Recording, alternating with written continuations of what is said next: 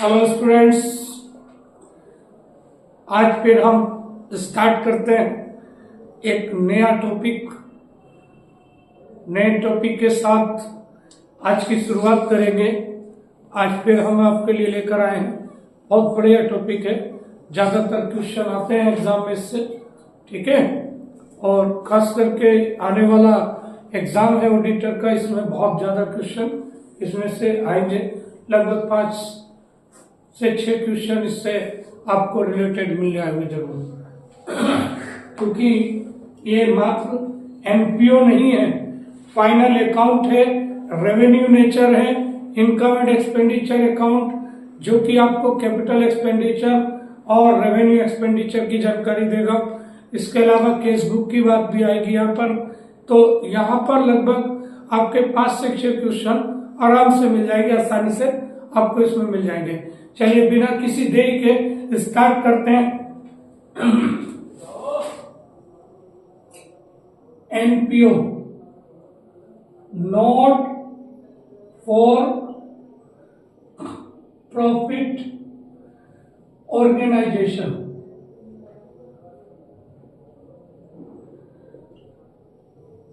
गैर लाभकारी संस्थाएं, ऐसी संस्थाएं जिनका उद्देश्य लाभ कमाना नहीं होता बल्कि सेवाएं प्रदान करना होता है। जो संस्थाएं सिर्फ सेवा के उद्देश्य से बनाई जाती हैं, सेवा के पर्पज से बनाई जाती हैं, उनका उद्देश्य लाभ कमाना नहीं होता, उन्हें हम एनपीओ कहते हैं। लाभ कमाने का उनका कोई मकसद नहीं होता, बल्कि उनका मकसद सेवाएं प्रदान करना होता है, ठीक है। देखिए, गैर लाभकारी संस्थाएं, तो हम बात करते हैं गैर लाभकारी संस्थाओं की। तो गैर लाभकारी संस्थाएं अपने खाते जो तैयार करती हैं वो किस बेस पर तैयार करती है भैया? गैर लाभकारी संस्थाएं जो करती हैं वो कंपनी अधिनियम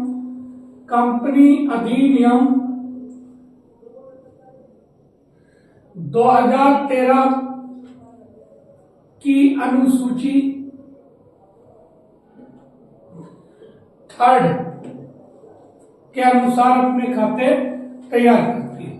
इसके अंतिम खातों में आता है आगम शोधन खाता,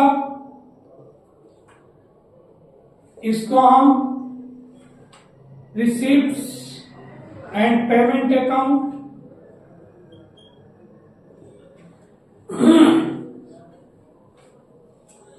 आय व्यय खाता,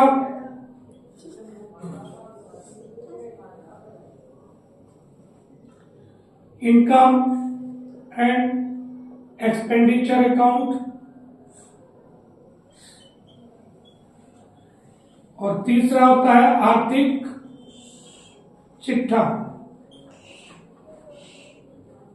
बैलेंस शीट। ये 3 चीज आती हैं इसके अंतिम खातों में।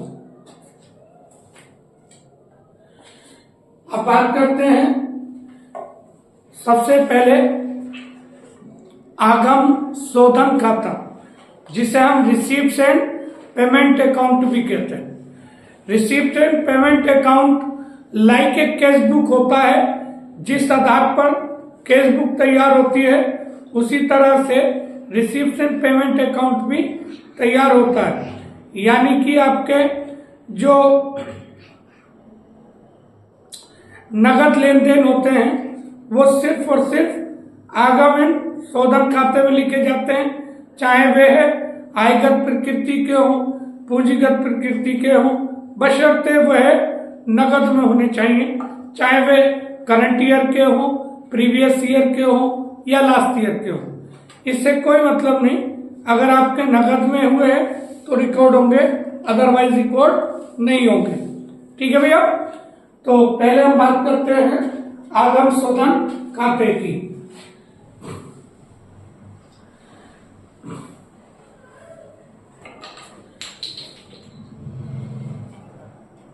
आगम शोधन खाता। आगम शोधन खाता इसका एक प्राप्ति पक्ष होता है और एक भुगतान पक्ष होता है। Debit side, credit side. Debit side प्राप्तियां होती हैं और क्रेडिट साइड भुगतान होते हैं। जितनी भी प्राप्तियां होंगी वो सब डेबिट साइड में लिखी जाएंगी, जितनी भी भुगतान होंगे वो क्रेडिट साइड में लिखे जाएंगे, बशर्ते वो क्रेडिट हो या डेबिट हो। बशर्ते क्या है कि वह आपके नगद में होने चाहिए। ठीक, चाहे साल के हो, पिछले साल के, अगले साल के, कभी के भी हो, नगद में होने चाहिए। इसकी शुरुआत जो होती है बैलेंस से होती है, शेष आगे लाने से होती है। शेष आगे लाए यानी कि इसको रिसीप्ट बोलते हैं भैया और इसको पेमेंट बोलते हैं। इसको हम टू बैलेंस बीडी भी कहते हैं, हिंदी में शेष आगे लाए और टू बैलेंस बीडी। अगर डेबिट बैलेंस होगा तो यहां पर और क्रेडिट बैलेंस होगा तो यहां पर।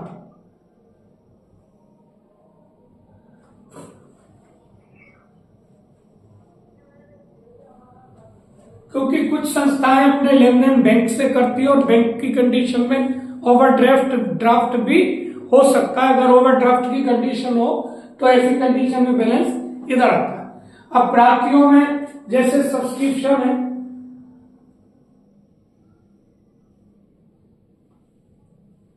डोनेशन है। अब डोनेशन में बात अगर हम करें डोनेशन की तो डोनेशन दो तरीके की होती है। एक होती है स्पेशल डोनेशन और एक होती है जनरल डोनेशन। स्पेशल डोनेशन जो होती है वो पूंजीगत प्रकृति की होती है, जो जनरल डोनेशन होती है वो आयगत प्रकृति की होती है। इसको कभी कभी हम बड़ी अमाउंट और छोटी अमाउंट के रूप में भी क्लासिफाई कर देते हैं कि अगर अमाउंट बहुत बड़ी रकम में है तो स्पेशल डोनेशन, विशेष डोनेशन है, और छोटी अमाउंट है तो जनरल डोनेशन माना जाता है। क्लियर है? तो ये टिपिकल बात होती है, लेकिन सीधी सी बात है, जनरल डोनेशन पूंजीगत और जनरल डोनेशन जो होती है वो आयगत होती है और विशेष डोनेशन जो होती है वो पूंजीगत प्रकृति की होती है। ठीक है, इसके अलावा to sell out newspaper,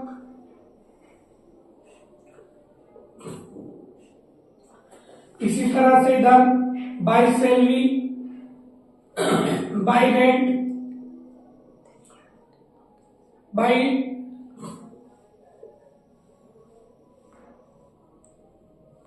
fixed assets purchase,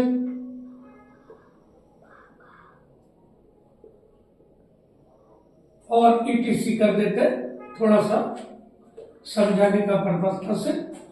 bye balance CD,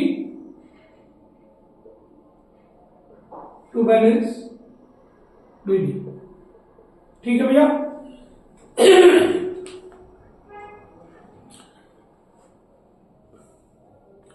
अब बात करते हैं, एक मिनट जरा थोड़ा सा गले में प्रॉब्लम हो गई।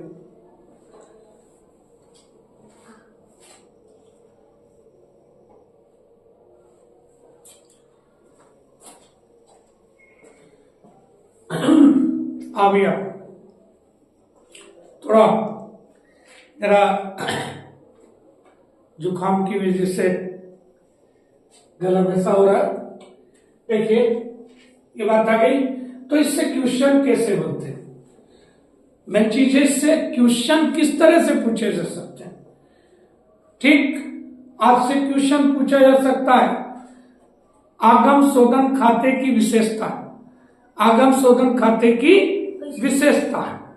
तो आगम शोधन खाते की विशेषता क्या भैया? तो आगम शोधन खाते की विशेषता, इसके शुरू में कुछ बैलेंस हो सकता, शेष हो सकता है, पहली चीज।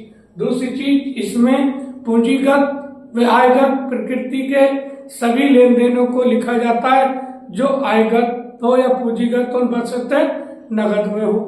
ठीक, इनके अंत में शेष अगर कुछ होता है तो वो शेष को दर्शाता है, उसको आगे ले जाया जाता है। दूसरी चीज यह रोकड़ पुस्तक के समान होता है, रोकड़ पुस्तक के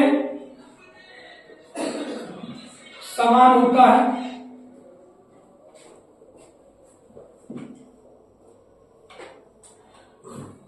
यह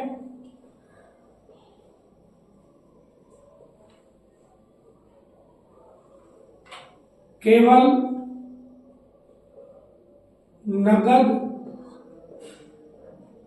लेन देनों को रिकॉर्ड को अभिलेखित,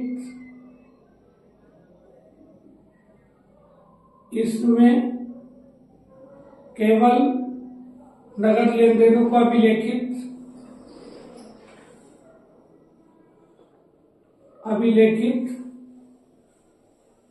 किया जाता है।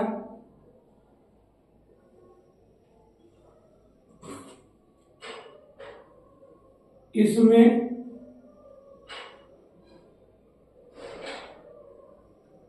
समस्त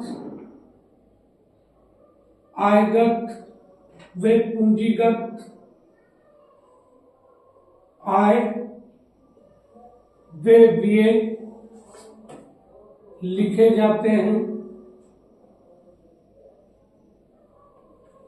जो नगद में हो।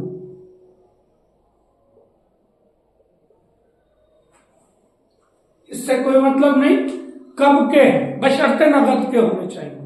नगद के हैं तो रिकॉर्ड होंगे, नगद के नहीं है तो रिकॉर्ड नहीं होंगे। नगद के ही इसमें रिकॉर्ड होते हैं, नहीं तो रिकॉर्ड नहीं होंगे। ठीक है भैया, आगे बढ़ते हैं। देखिए, इसके अलावा आगे बात आती है आय व्यय खाता। आय व्यय खाता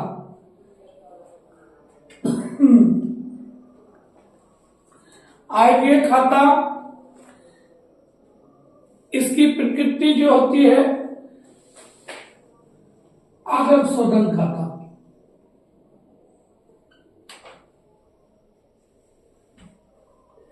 ये जो होता है नॉमिनल नेचर का होता है, नॉमिनल अकाउंट होता है, ये रियल अकाउंट होता है।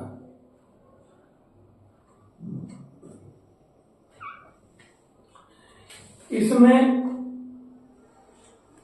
केवल आयगत आय व आयगत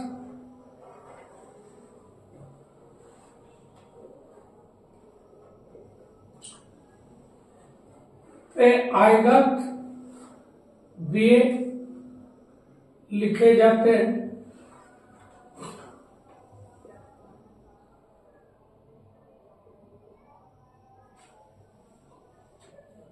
इसमें केवल चालू वर्ष के की आय और चालू वर्ष के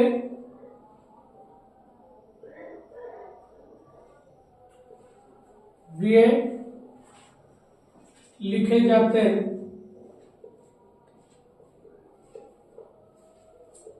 चाहे उनका भुगतान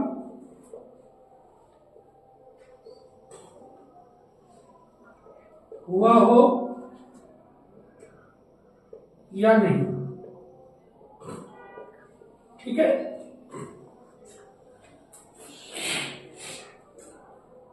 इसके प्रारंभ में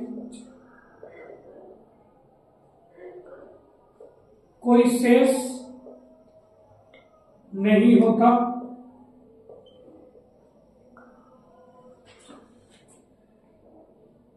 इसके क्रेडिट पक्ष का योग अधिक होने पर आधिक्य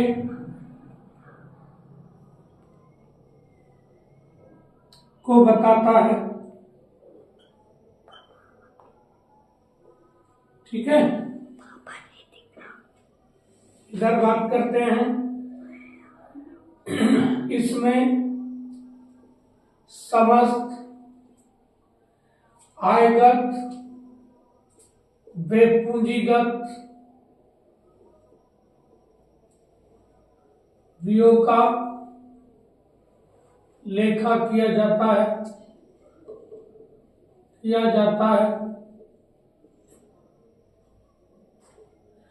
इसमें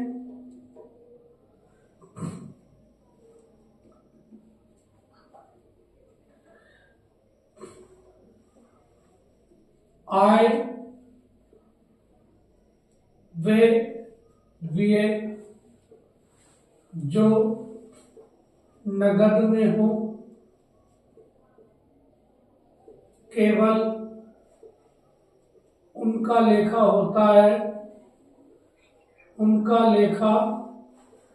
होता है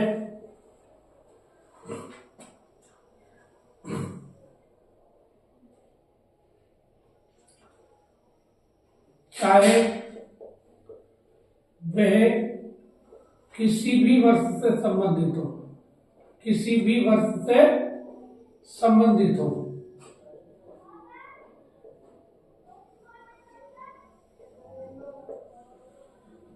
इसके प्रारंभ में डेबिट या क्रेडिट शेष हो सकता है, यानी इसकी शुरुआत शेष से हो सकती है। इसके डेबिट पक्ष का योग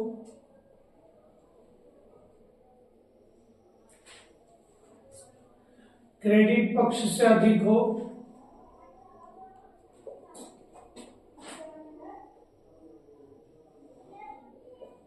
तो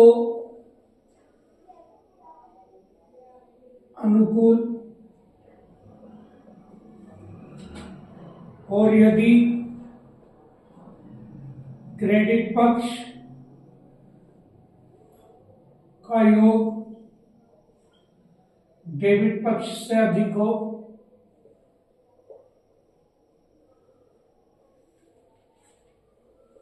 तो बैंक ओवरड्राफ्ट प्रतिकूल यानी कि बैंक ओवरड्राफ्ट को दर्शाता भैया, बैंक ओवरड्राफ्ट को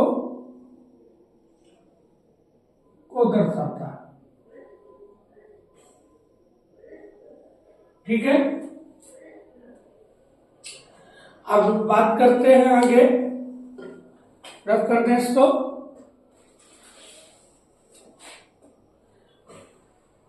क्वेश्चन तो मोस्टली इसी से बन जाते हैं।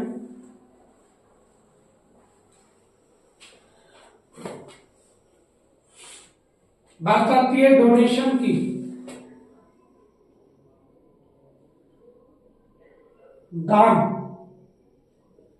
दान मैंने बताया दो तरीके के होते हैं, एक होते हैं विशेष दान, एक होते हैं सामान्य दान।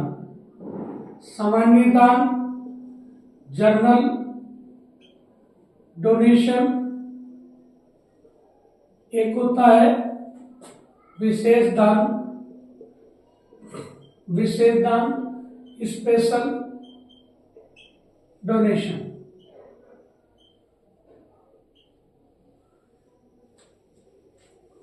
सामान्य दान और विशेष दान। सामान्य दान जो होते हैं वो आपके आयगत प्रकृति के होते हैं,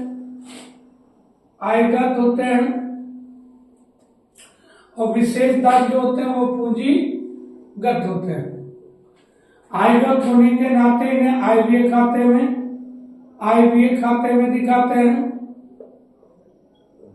और ये पूंजीगत होने के नाते आर्थिक चिट्ठे में दिखाए जाते हैं। ठीक है, अरे बात समझ में।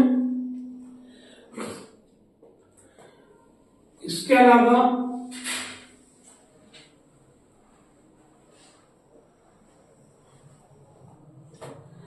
एक चीज होती है दान के अलावा सब्सक्रिप्शन, चंदा।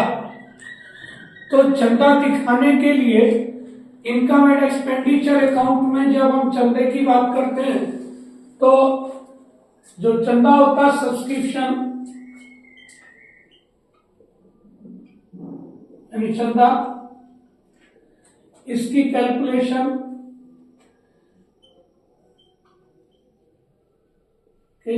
Of amount sum in income and expenditure account, income and expenditure account. जैसा कि मैंने आपको बताया कि इनकम एंड एक्सपेंडिचर अकाउंट में सिर्फ हम चालू वर्ष के ही आय और चालू वर्ष के ही खर्चों को शामिल करते हैं, चाहे वो प्राप्त हुए हो या ना हुए हो, चाहे उनका भुगतान हुआ हो या ना हुआ हो। ठीक, तो इसीलिए हम जब इन चंदे की कैलकुलेशन करते हैं जो P&L अकाउंट में शो करनी है, अगर वो हमारे पास नहीं है, ठीक है, पूरी फुल इंफॉर्मेशन नहीं है, तो हम ऐसी कंडीशन में क्या करते हैं कि कैलकुलेशन करते हैं कितनी amount P&L income and expenditure account में शो की जाएगी। तो इसके लिए हम क्या करते हैं भैया, कैलकुलेशन करते हैं। उसके लिए कैलकुलेशन करने के लिए हम क्या करते हैं, जैसे amount received for subscription, amount received for subscription, कितनी अमाउंट हमने सब्सक्रिप्शन के लिए रिसीव की, ऐड करते हैं इसमें। क्या ऐड करते हैं भैया, सब्सक्रिप्शन प्रीपेड एट बिगिनिंग, शुरू में, सब्सक्रिप्शन आउटस्टैंडिंग एट एंड, साल के लास्ट में लेस करते हैं subscription prepaid at end, subscription less करते हैं सब्सक्रिप्शन आउटस्टैंडिंग एट बिगिनिंग। ठीक है,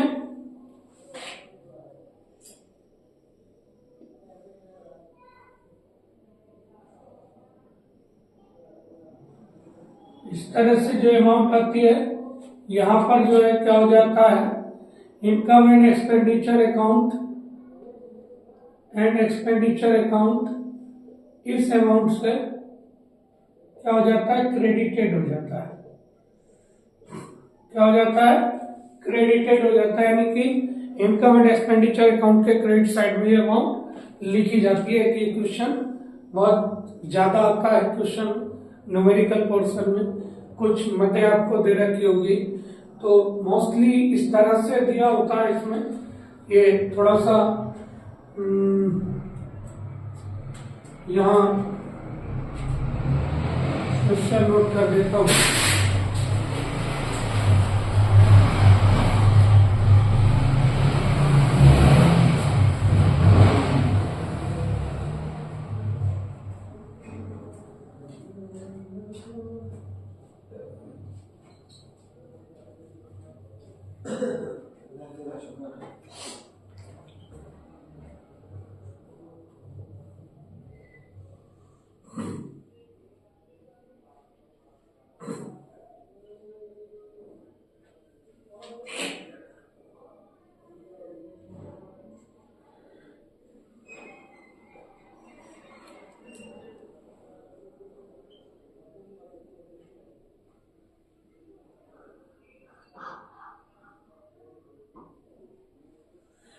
Subscription received for 31st March 2024 28,000 का। Subscription prepaid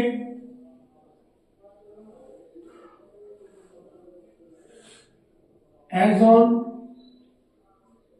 31st March 2023 5,000.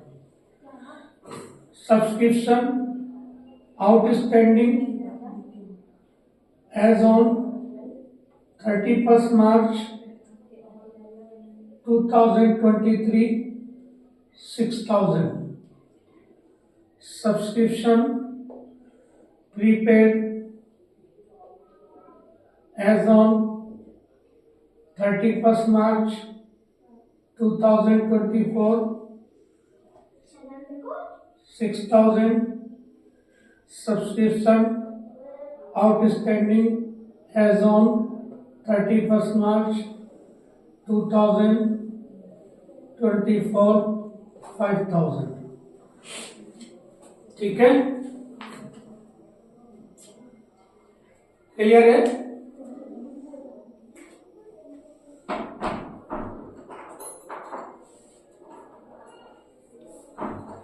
Clear है भाई?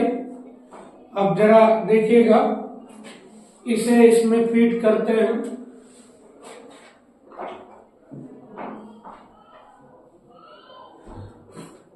अमाउंट रिसीव्ड फॉर सब्सक्रिप्शन कौन सी डेट को?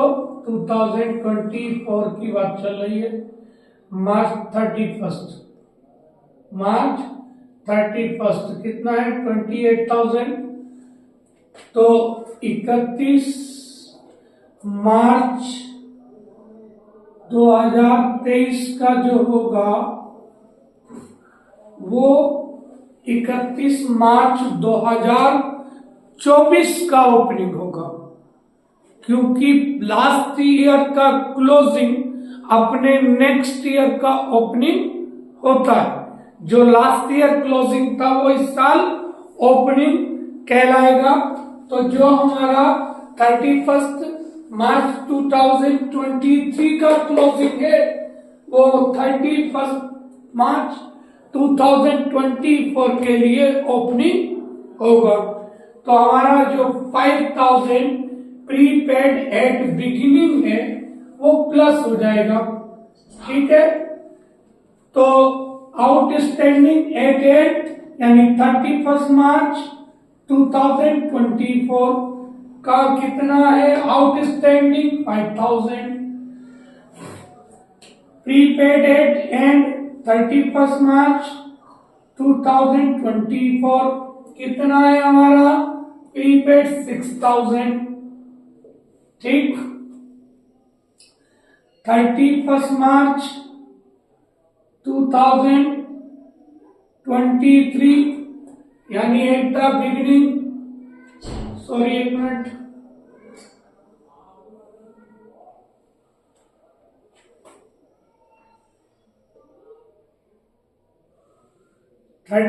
March 2023 6,000।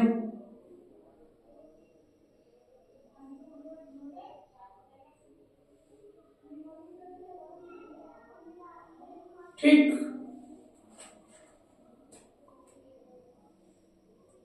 क्लियर है? टोटल लगाएंगे 38,000 में से 12,000 माइनस करेंगे तो कितना आएगा? 26,000। क्लियर है? इसी तरह से कभी कभी परचेज दिया होता है, परचेज निकालना होता है, कभी आपको सैलरी निकालनी होती है। जो मैन्युफैक्चरिंग ऑर्गेनाइजेशन होती हैं या ऐसी जो मेडिसिन सप्लाई करने वाली होती हैं, मेडिकल फैसिलिटीज देने वाले होते हैं जैसे हॉस्पिटल वगैरह, तो वो मेडिसिन कंज्यूम्ड एक्सपेंसेस निकालते हैं। तो उनके लिए भी यही सिस्टम होता है कि जितना कंज्यूम हुआ वो खर्च जो कंज्यूम होने से रह गया वो आपका एसेट्स के रूप में रह जाता है। ठीक, इसी तरह से सारे कोई भी खर्चा परचेस की बात करते हैं तो वो भी इसी तरह से होता है, लेकिन उसमें एक चीज होती है, कभी कभी परचेस तो दिया नहीं होता, आपको ओपनिंग क्रेडिटर और क्लोजिंग क्रेडिटर दिए होते हैं और अमाउंट पेड टू क्रेडिटर दी होती है। अगर हमें अमाउंट पेड टू क्रेडिटर दिया है तो उसमें हम ओपनिंग क्रेडिटर को माइनस कर देते, क्लोजिंग क्रेडिटर को प्लस कर देते। तो इस तरह से जो एडजस्टमेंट करके आता है वो हमारी परचेज ड्यूरिंग द ईयर आ जाती है। ठीक, उसके बाद में हम फिर वही प्रोसेस अप्लाई करते हैं कि हमारे पास कितना गुड्स था, कितना हमने और खरीद लिया, कितना हमारे पास रह गया, सीधी सी बात है, ये कंज्यूम हो गया।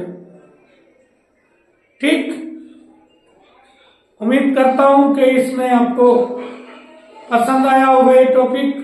फिर बाद में इंशाल्लाह फिर मुलाकात होती है फिर एक नए टॉपिक के साथ। तब तक के लिए इजाजत दीजिए। जय हिंद, जय भारत, थैंक यू।